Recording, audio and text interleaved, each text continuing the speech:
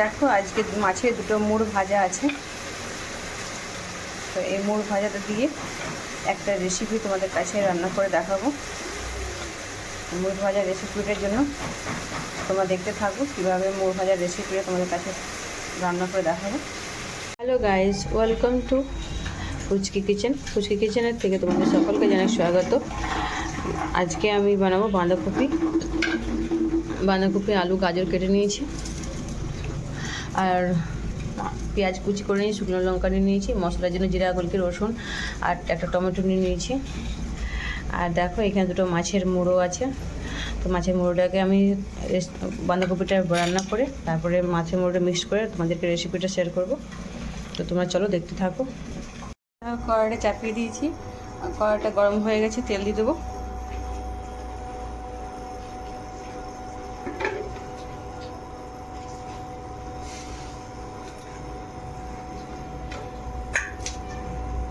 একটা শুকনো লঙ্কা দিয়ে দেবো।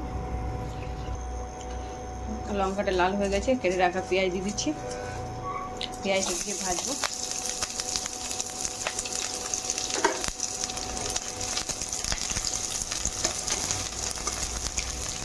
পেঁয়াজটা লাল হওয়া পর্যন্ত আমি মশলাটা কষে নেবো।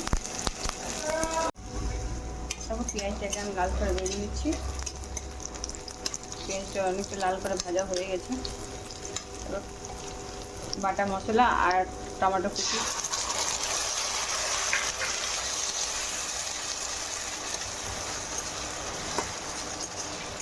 মশলাটাকে ভালোভাবে ভেজে নেব।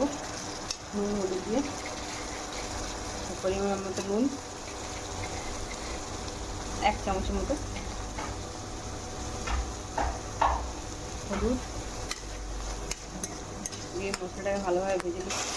দেখো মশলাটাকে ভাজা হয়ে গেছে। প্লেটে মশলা রাখা একটু জল দিয়ে লাল কাশ্মীরি লঙ্কা গুঁড়ো দিয়ে দিলাম। এবার মশলাটাকে ভালো করে লাল করে ভেজে নেব।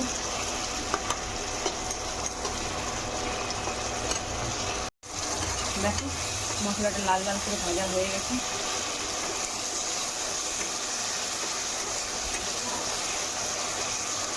এরপর আমি বাঁধাকপি মশলা দিয়ে দেবো, ধুয়ে রাখা বাঁধাকপি।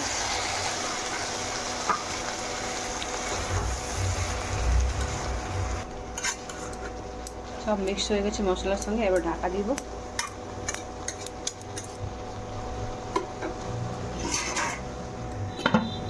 ঢাকা দিয়ে 10 মিনিটের মতো ভেজে নেব।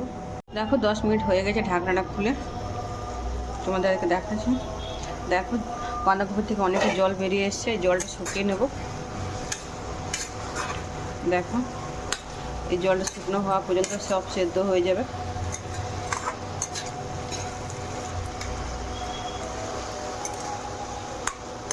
ঢাকনাটা বন্ধ করে সেদ্ধ করতে দেবো। আর এদিকে আমি মাছের মুড়োগুলো দেখো সব চুর করে নিয়েছি, এগুলো সব মিক্স করে দেবো বাঁধাকপির সঙ্গে। দেখো জলটা শুকনো হয়ে গেছে, ভালোভাবে শুকনো হয়ে গেছে। এরপর কুচি করে রাখা মাছের মুড় দিয়ে দেবো। ভালো করে একটু মিক্স করে নেব মাছের মুড়গুলো দিয়ে। দেখো বাঁধাকপিটা একদম রেডি। অন্য পাত্রে ঢেলে নেব।